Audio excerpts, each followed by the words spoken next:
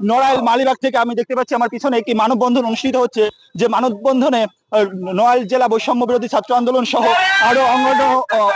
আরো কয়েকটি রাজনৈতিক এবং অঙ্গ সংগঠন যুক্ত হয়েছে, যারা কিন্তু আসলে দাবি করছে আওয়ামী লীগের নিষিদ্ধের দাবিতে এই যে অনুষ্ঠিত হয়েছে সেটি আপনাদেরকে দেখার চেষ্টা করবো। এটি কিন্তু শুরু হয়েছে নড়াইলের মালিবাগ থেকে। আমরা দেখি কি হয়।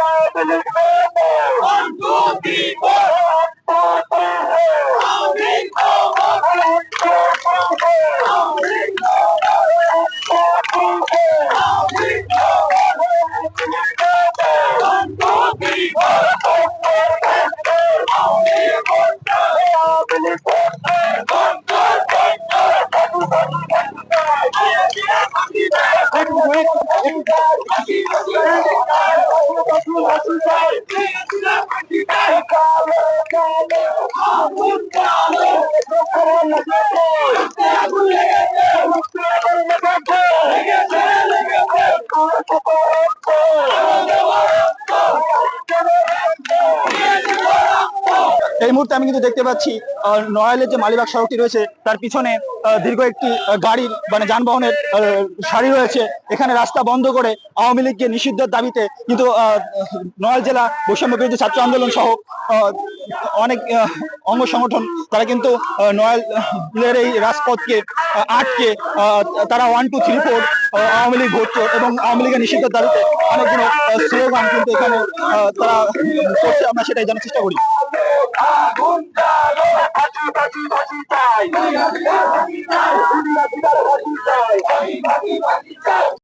সরকার যেভাবে গণহত্যা এবং নিপীড়ন চালিয়েছে সেই আওয়ামী লীগের নিষিদ্ধের দাবিতে এবং শেখ হাসিনার ফাঁসির দাবিতে আজকে আমরা উপস্থিত হয়েছি। আওয়ামী লীগকে নিষিদ্ধের দাবিতে কোনো যদি কেন কিন্তু আমরা শুনতে চাই না। এই সরকার উপদেষ্টা মন্ডলী ক্ষমতায় গেছেন আজকে 10 মাস অতিক্রম হচ্ছে। আমরা আপনাদের কাছে জিজ্ঞাসা করতে চাই, একটা দলকে নিষিদ্ধ করতে 10 মাস কোন কারণে আপনাদের প্রয়োজন হচ্ছে? এখানে বাংলাদেশের অন্যান্য সংগঠন আওয়ামী ফ্যাসিস্ট ক্ষমতায় থাকতে একদিনের ভিতরে অন্যান্য সংগঠনকে তারা নিষিদ্ধ ঘোষণা করছে, সেখানে আওয়ামী লীগকে নিষিদ্ধ করতে কেন আপনাদের এত সময় প্রয়োজন হচ্ছে? বান্ডেল থাকলে প্রতি সেনমানিতে টাকা বাঁচবে। বিকাশ সেনমানি বান্ডেল কিনে জিতুন প্রতি লেনদেনে। কিছু বন্ধু মহল বলে এদেশে আওয়ামী লীগের রাজনীতি করার অধিকার আছে।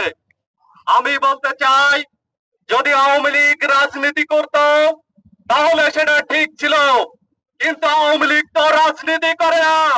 আওয়ামী লীগ হচ্ছে খুনিদের সংগঠন। তারা বিডিআর বিদ্রোহের মাধ্যমে সেনা অফিসারদেরকে হত্যা করেছে। 5ই মে 2013 সালে স্বপ্ন চত্বরে আলেমদেরকে হত্যা করেছে। আওয়ামী লীগের হাতে 2024 সালের বিপ্লবীদের রক্ত লেগে আছে। তারা কোন রাজনৈতিক সংগঠন নয়, তারা খুনিদের সংগঠন। খুনিদের কোন রাজনৈতিক অধিকার থাকতে পারে না। এজন্য আমি অন্তর্বর্তী সরকারকে উদারত আহ্বান জানাবো, অনতি বিলম্বে আওয়ামী লীগকে খুনি সন্ত্রাসী আখ্যা দিয়ে এদেশ থেকে চিরদিনের জন্য নিষিদ্ধ করতে হবে। বাংলাদেশে সকল কিছু আমরা মেনে নিতে পারি, আবারও রক্ত দিতে পারি, কিন্তু আওয়ামী লীগের প্রশ্নে কোনো আপোষ করার সুযোগ নেই।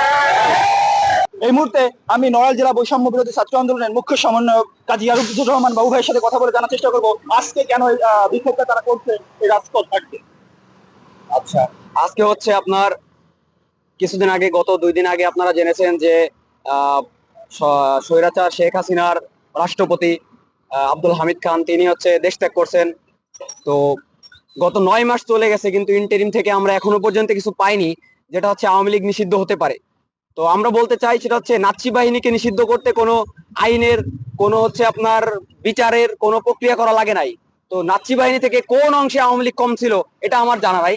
তো সেই জায়গা থেকে আওয়ামী লীগকে নিষিদ্ধ করতে কেন বিচারে দাঁড় করাইতে হবে, তাকে কেন এত কিছু করতে হবে? 2000 লাশ পড়ে আছে, এখনো লাশের গন্ধ শেষ হয় নাই, রক্ত শুকায় নাই, কিন্তু সেই আওয়ামী লীগ আবার পুনর্বাসিত হয়ে এখন বিভিন্ন জায়গায় মিছিল করছে, মিটিং করছে, তারা রাজপথে চলে আসছে। তো আজকের কর্মসূচিতে আমরা রাস্তা ব্লকেট করে নড়াইল থেকে আমরা জনগণকে, আমরা প্রশাসনকে, আমরা আমাদের জেলা প্রশাসনকে, আমরা আইন শৃঙ্খলা বাহিনীকে, বাংলাদেশকে আলটিমেটলি আমরা একটা মেসেজ দিতে চেয়েছি যে আওয়ামী লীগের দ্রুত বিচার এবং তাকে নিষিদ্ধ করতে হবে অনতি বিলম্বে। দেখছিলেন এতক্ষণ নড়াইল বৈষম্য বিরোধী ছাত্র আন্দোলন সহ অন্যান্য অঙ্গ সংগঠনের তাদের মানববন্ধন, তাদের যে বিক্ষোভ মিছিল ছিল সেটা শেষ করে সেনাবাহিনী এবং পুলিশের প্রশাসনের সহযোগিতায় রাস্তাটি ছেড়ে দেওয়া হচ্ছে এবং আগের মতো স্বাভাবিক যোগাযোগের মতো ব্যবস্থা করে দেওয়া হচ্ছে। এই ছিল নড়াইল থেকে আমার কাছে থাকা আজকে আন্দোলন সর্বশেষ আপডেট। দিন ইসলাম, এনটিভি, নড়াইল।